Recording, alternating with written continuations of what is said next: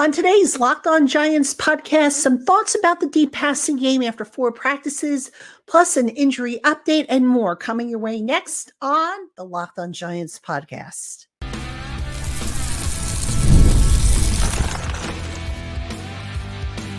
You are Locked On Giants, your daily New York Giants podcast, part of the Locked On Podcast Network, your team every day. Today's Locked On Giants podcast episode is brought to you by FanDuel. Make every moment more. This summer, FanDuel is hooking up all customers with a boost or a bonus daily. That's right. There's something for everyone every day all summer long. Visit FanDuel.com to get started. Hello, New York Giant fans, and welcome to another edition of the Locked On Giants podcast, part of the Locked On Podcast family, your team every day. I'm your host, Patricia Traina, credentialed member of the New York Giants media for Locked On, as well as for New York Giants on SI. You can find my written work at NewYorkGiantsOnSI.com. And as always, welcome on into my everydayers, to my Blue Crew community members, to my newcomers, and everybody in between. Thank you for spending part of your day with us here on the Locked On Giants podcast. And if you are watching us on YouTube, please consider subscribing to the channel. Click that bell for notifications every time I post a new video. And if you wouldn't mind, like the video. It helps tremendously. So appreciate you checking in with us. And today I wasn't really going to do a show because I think, as I've been saying all along, today is my husband's birthday, but you know what? I couldn't leave you guys hanging. I just couldn't. There were some things that happened at Giants training camp, the 4th training camp. And I'm like, I've got to cover this. I've got to, weigh in. I've got to give you my thoughts on stuff. I know some of you have already asked me. So on today's program, we're going to talk a little bit about the deep passing game with Daniel Jones, why that thing might not still be, clicking the way it needs to be. We'll talk a little bit about Malik Neighbors, who has been absolutely phenomenal these last few practices, and why this might be different than what we have seen in the past. We'll discuss that. Then I've got an injury update for you. There were some transactions made today, so we'll go over some of that. And there's one injury in particular I'm a little concerned about. I'll tell you what that is in segment 2. And then in segment 3, the Giants are going to be in the pads starting on Monday. So they'll be in pads Monday and Tuesday. What will we be watching? We'll keep an eye on that. And so that, folks, is our agenda for today. Again, thank you for tuning in. Let's jump right in, as always. And I'm going to start off with the deep passing game. Now, Daniel Jones on Friday, the deep passing game just wasn't there. He was throwing behind guys. He was throwing a tick too late.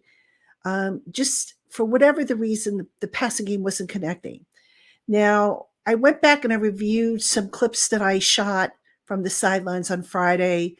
There were maybe a couple of throws that he made that he purposely threw out of bounds because of the coverage, but there were just some blatant misses and everything like that. Now, on Sunday, Jones was a little bit better. He started off slowly. Again, the problem continues to be he's throwing behind the receiver. He did pick it up and had a little bit better day than he did previously. So I got to thinking, what's the common denominator with Daniel Jones and these deep passes? And people are saying, well, it's only been 4 practices and training camp since he's been back from the ACL. Give it time. He'll straighten out. All will be right in the world. Ladies and gentlemen, this issue has been going on for as long as Daniel Jones has been in the NFL, and maybe even going back to when he was at Duke. And it boils down to one thing, and that is the post-snap processing. Now, I have spoken about this many times. I have said that sometimes I get the feeling watching Daniel Jones that he's not trusting what he's seeing post-snap, and as a result, he's a little late in pulling the trigger with firing the ball down the field. That is what I believe is going on still with Daniel Jones in the deep passing game. Balls, like I said, they're falling behind the receiver. And, we've seen instances where he's missed receivers and they've had to basically stop their routes. And that's how you get a guy injured, when he has to stop his route, his momentum. And now, he becomes a sitting duck for a charging defensive back or defensive linebacker or whatever who comes barreling in and hits him. So that is a concern. Now, as I watched Daniel Jones so far in practice, there are a few things he's not hesitant to do. The short passing game where the ball's got to come out of his hand quick and he doesn't have time to sit there and think, perfect. I mean, he's as good as they come. When he has to take off and run, it's like it's almost like if he doesn't trust what he's seeing in front of him, hey, I'll put it on my shoulders and I'll take off and I'll run. And so there's really no hesitation there. So, again, it's only 4 practices into training camp. I get that, but it's a recurring pattern with him. And hopefully as he continues to work through it, we'll see fewer and fewer instances where he's throwing behind the receiver, where he's just a tick or two too late with throwing the ball. And, because they really need that deep passing game to click. They've got all this speed now, and it would sure be a waste of talent if they can't take advantage of that. Now, speaking of talent, I want to mention Malik Neighbors, who has come as advertised. Malik Neighbors has been primarily going up against Deonte Banks in practice, and he is legitimately, folks, getting separation. He's legitimately getting behind a defense, and he's made some acrobatic catches. Now, I mentioned this because I go back to last year and how we were all excited about Jalen Hyatt, who was basically doing the same thing. He put the deep speed on display. He was getting behind guys. And some of you were like, well, is it because Jalen Hyatt is just that good? Or is it because the Giants' coverage is that bad? And, it might have been 6 of one, half a dozen of the other. Jalen Hyatt, needed some fine-tuning, some seasoning to his game, which he has been getting. And I think he's going to have a bigger role this year. But with Malik Neighbors, you just don't get the impression that what you're seeing is a result of the Giants' coverage in passing situations being bad. So this young man, the attitude, the competitive spirit, everything about him just kind of justifies the Giants' love right now. Now, obviously, until he gets on the field and we see what he does on the field, in a regular season game, to be determined. But so far, very positive showing from Malik Neighbors, the Giants' number 1 draft pick this past year. And just imagine how good this young man's going to be as he gets more confidence and as he learns some of the other things that he's still picking up. I think he's just going to be absolutely phenomenal, and he's going to help that passing game so much.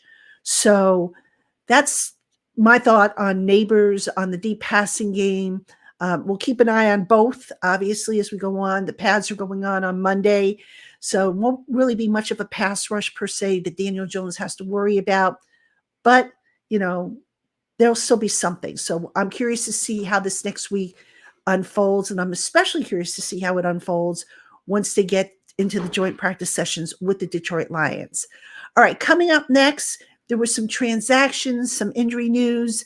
I'm going to talk about all that, and I'm going to tell you which injury has me a little bit concerned. So don't go anywhere. Hey, Giant fans, Major League Baseball is in full swing, as are the Olympics. And pretty soon the WNBA will resume, as will the NFL, the NBA, and NHL. There's just so much going on in the sports world these days that deciding what to bet on is probably harder than making the actual bet itself. But with FanDuel, America's number one sportsbook, placing your bets is so easy. You can choose from a wide variety of props, money lines, odds, futures, and more from any of the sporting events that are currently going on. And all this summer, FanDuel is hooking up all customers with a boost or a bonus every day. That's right. There's something for everyone every day all summer long. So go on and head on over to FanDuel.com and start making the most out of your summer. FanDuel, official sports betting partner of Major League Baseball. All right, everybody, welcome back to the Locked On Giants podcast. I'm your host, Patricia Traina, and yes, I'm here. I'm doing one for you. It's my husband's birthday, but you know what? He's off doing his thing, and I figured why not just slip away and get a podcast in, because there's just so much to talk about, And I really feel bad when I don't get a podcast in when there's a practice in. So I'm here for you as always, because I appreciate you guys and gals. I appreciate you tuning in and spending part of your day with me here on Locked On Giants. So in this segment, let's go through some injury updates. Let's go through a transaction. Now, actually there were two transactions made. Quarterback Nathan Rourke was cut. Not a surprise there, folks. I mean, he was signed initially because at the time the Giants weren't sure what was going to happen with Daniel Jones. Daniel, of course, is healthy. So the Giants deciding, look, we just don't have enough reps to go around. We'll go with the three quarterbacks. Now, whether the three quarterbacks make the final roster, the 53-man roster, that remains to be seen. But, you know, I hate to say it. I know a lot of you have asked me about it. Some of you have commented about it. I just knew that it just wasn't going to happen for Nathan Rourke. And it's unfortunate, but that's just how it goes. All right. Now, that doesn't mean that the door is closed on Nathan Rourke, because he has been learning the system. You know, he knows it. So if there's ever an emergency where quarterbacks on the team go down, he would probably be on the short list that they call should there be an emergency. All right, so taking Rourke's place on the 90-man roster is former Tennessee Titans cornerback Breon Borders. All right, so Shane Bowen has some familiarity with Borders. Borders, I think, was with 12 different teams so far in his career, ever since coming out of the draft, where he went undrafted after the 2017 season. And so he was with Buffalo a little bit. He was with Tennessee. So there's some familiarity there with him, and you know they're bringing him in to compete with that cornerback group. All right, now let's run down the injury lineup. All right, so Tyler Nubin, the second round safety, getting close to returning. He's got a calf injury. They think he'll be out there sooner than later, maybe as soon as this week. The sooner he gets out there, the better, because the more practice he misses, the further behind he's going to fall. Theo Johnson, the tight end, 4th round pick, activated off PUP. He has a legitimate shot here of being TE2, if not TE1. And in Sunday's practice, kid actually caught some passes. So, a lot to be encouraged about with regards to with Theo Johnson. So he's somebody I'm looking forward to seeing more of, especially when the pads go on Monday, watching the blocking and all that, the good stuff there, because that's so important for this team. All right. What else can I tell you? Timmy Horn, who missed Friday's practice, he was back. A lot of calf issues popping up. I'm not really sure why. I mean, but that seems to be the injury of the year so far for this early run of training camp. So Timmy Horn was back. One guy who was kept out, and this is where I'm a little concerned here. Center John Michael Schmitz was kept out of practice. He has a quote unquote little shoulder issue, per Brian Dable. Now, here's why I'm concerned about this injury, folks. Last year, John Michael Schmitz missed, I believe, 3 games because of a shoulder issue. And once he had that shoulder problem, you could see it affected his technique, his power, and everything. Now, I don't know if this year's injury is the same as what he had last year. I don't know if it's to the same shoulder. I'm going to see if I can find that out for you. But when I heard he had the shoulder issue, I thought, uh-oh, that's not good. So John Michael Schmitz did not partake in the team drills. He only did individuals. And what the Giants ended up doing is they had Austin Schlottman. He took some of the reps at first team center. They also moved John Runyon in at center for some snaps ahead of Jimmy Morrissey. Now, John Runyon can play center. Obviously, I don't think they want to go there if they don't have to, but he can. So when John Runyon played center, they had Jake Kubas and I think it was Jalen Mayfield. Yeah, it was Jalen Mayfield. So they filled in at right guard when Runyon was at center. So the John Michael Schmitz injury, that one, I'm going to keep an eye on that one, see what I can't find out there, because like I said, last year he had a shoulder issue, cost him 3 games, and he never really looked the same after that. So that's going to be something, I'm sure the Giants will downplay it. They'll say it's early, et cetera, but it could become late, sooner than later. So something to keep an eye there. Okay. The other injury I want to mention is Evan Neal. He is still on the PUP list, which is not a surprise. Brian Dable said that he's getting close. I'm not sure what he's getting close to, folks, but I'm pretty sure it's not a return to the practice field. Now, here's why I say that. For the player to be getting close to returning to practice, he's got to be doing stuff on the side. All right. Evan Neal has been practicing, not practicing, he's been rehabbing, spending part of his day, the practice inside doing his rehab. Then he comes out and he's a spectator. So until such time when he is, working through his progression, his technique, all that stuff, I don't quite believe the Giants when they say that he's getting close, because I think it's semantics. It's like, what is he getting close to doing? Is he getting close to being able to do, the next step, that final step in his rehab? That could be what they're referring to. But I don't think that he's getting close to stepping on the field. Now, somebody, asked me if Evan Neal, if he is, actually, let me backtrack a little bit here. Dable was asked if he was confident that Evan Neal would be ready for week 1, and he couldn't give an answer. So I don't get a warm and fuzzy feeling about that. Now, somebody had asked me, I think it was in a letter I had seen or a tweet or something. When I talk about the swing tackle position, somebody said, hey, why not Evan Neal? If Evan Neal isn't ready to start, why don't you have, why not consider him as a swing tackle? Well, sure, that's a possibility.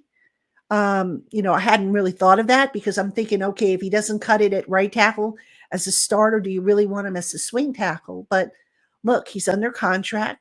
He's got guaranteed money due this year. Might as well find a role for him, right? So yeah, I do think that that's a possibility. So we'll have to see if that, how that works out, and when he gets back on the field, because the longer he is off the field, the less likely he's going to be ready to roll. All right. Now, one last thought on the offensive line before we go to break. Some of you have asked me about Greg Van Roten. Still nothing going on there, but the fact that, John Michael Schmitz now has this injury, which may or may not be a big deal. We don't know. The Giants, again, they have a tendency to downplay stuff. But now, to me, I would say maybe it becomes a little bit more pressing to get something done with Van Roten. And as I said on yesterday's program, I said, there's a possibility that Van Roten's just waiting and biding his time, because, a lot of veterans aren't like Jermaine Illuminor, where they like coming to training camp and going through the grind that is every day. Some of the older veterans are like, skip that. Let me just get in, with a week or so before the start of the regular season. I'll get into football shape and be able to hit the ground running.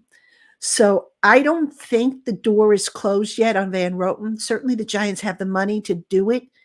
They could probably be competitive there.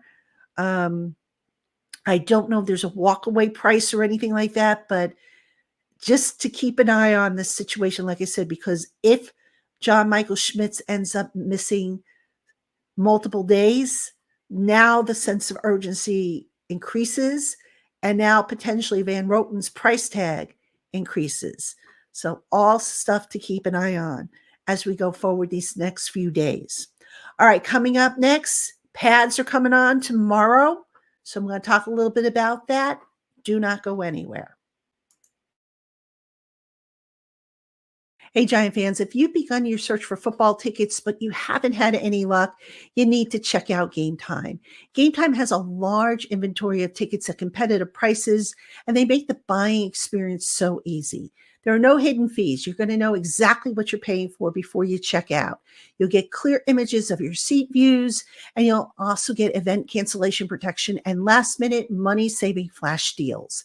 And if you find tickets elsewhere in the same section and roll for less, Game Time will give you 110% of the difference. So go on and get the tickets that you want to the sporting events, concerts, shows, whatever events are on in your neighborhood. Download the Game Time app, create an account, and use the promo code LOCKEDONNFL for $20 off your first purchase. Last minute tickets, lowest prices guaranteed. Terms apply. All right, everybody, welcome back to the Locked On Giants podcast. I'm your host, Patricia Traina, special Sunday edition. Giants had a practice, so yeah, I'm here with a report for you, even though I had intended to take the day off. But don't worry, I did spend time with my husband, with the birthday boy. We had the cake, we had, a nice birthday lunch for him. So I made sure that, his day was as special as could be. And also, we also went out to dinner Saturday night, which was, it was nice. It was a day off. So we were able to go out and have a really nice dinner for his birthday. So anyway, the pads are coming on tomorrow. And this is always the best time to catch a practice. So, people always say to me, hey, when's a good time to see practice? You want to see it with the pads because now you can really appreciate the offensive line versus the defensive line play. Now you can really appreciate the running game. Now you can appreciate, the pass rush. Even though the quarterbacks aren't in danger of getting hit because they've got the red jersey on, you can appreciate all that because this is as close as possible to full speed that the game comes to. All right. So what I'm going to be watching, amongst other things, besides the play in the trenches, how is the passing game, particularly the deep passing game, how is that going to all play out? Because now the offensive line, they are now equal with the defensive line, meaning that, without the pads, the defensive front, they have the advantage because, the offensive linemen can't really, knock them around, get their hands on them and everything like that. So is the problems that we have seen with the deep passing game, do they maybe subside a little bit? Because now maybe the timing is better. Now maybe Jones isn't as reluctant to pull the trigger on these deeper passes. So that's something to keep an eye on.